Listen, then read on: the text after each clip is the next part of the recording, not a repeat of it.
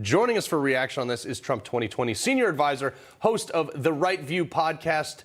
Her name is also Trump. Lara Trump joins us now. Lara, I appreciate you being here.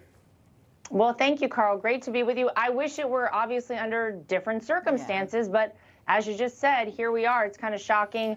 We still live in the United States of America, but good morning to everyone. Well, you usually join us on a tempo of winning, and your father-in-law actually has a pretty recent history of that, raising $5 million just on this indictment alone. I said, who's the best player on the Republicans' team right now? Is it Alvin Bragg? Yeah, well, you have to wonder. I mean, as crazy as all of this is, what you saw is that leading into this indictment, of course, Donald Trump's poll numbers were going up already.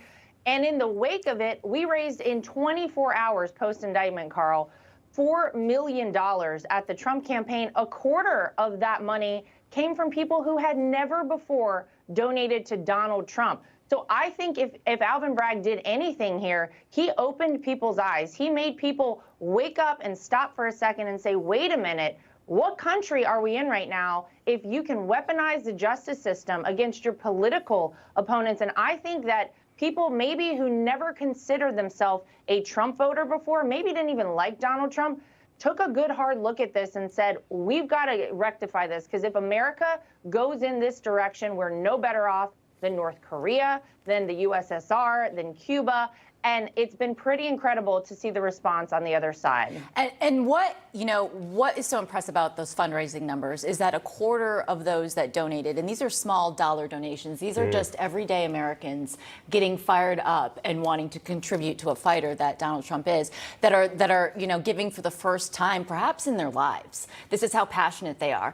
But to the new poll from McLaughlin Associates, just released yesterday, what I'm most concerned about is the left-wing media likes to talk about this Trump fatigue, that people, the drama is too much for them and they want a more electable candidate. But if you look at this poll with general election voters, Republican primary voters, we know that they have gone and solidified around President Trump. But 48%, that's a plurality of general election voters, say that agree that Joe Biden and the radicalized left has weaponized the justice system. Also, 33% of those say that they are more likely to vote for Donald Trump than they were before. These are general election voters. These are not Republican voters. So, Laura, what you're saying is that I think this has awoken a lot of voters out there that aren't just Republicans. And will the weaponization of the federal government at all levels be a key element of President Trump's campaign moving forward? Well, I think so. You've heard him talk about the way that conservatives have been targeted, and whether it's someone praying outside of an abortion clinic who the next day has their home raided by the FBI, or conservatives who online are always targeted. You have parents who just wanted to find out what their kids are learning in school, targeted as domestic terrorists by this current government regime in power right now. And so my father-in-law has, of course, talked about all of these things. We're actually seeing it play out right now in real time with him. But I don't think you can make the point strongly enough. It doesn't matter, and it shouldn't matter whether you like Donald Trump or not, whether you voted for him, whether your politics align with his. This is the United States of America. You cannot allow these sort of communist tactics to take root in our country, because once our rights are taken away, they do not give them back. This is the slow slide into authoritarianism, into communism, and it is not the way we have operated as a country since our inception. So I think people on both sides of the aisle very, very clearly should speak up and speak out against this. So, Laura, I mean, I think it's never been clearer. The uniparty, the D.C. insider beltway, deep state, whatever the heck you want to call it, versus an outsider. And if you challenge, whether it be, Mitch McConnell or, Chuck Schumer, if you challenge their support, if you challenge their power in any way, if you're, and Donald Trump is the poster child for that challenge, you can be subject to the power of the state.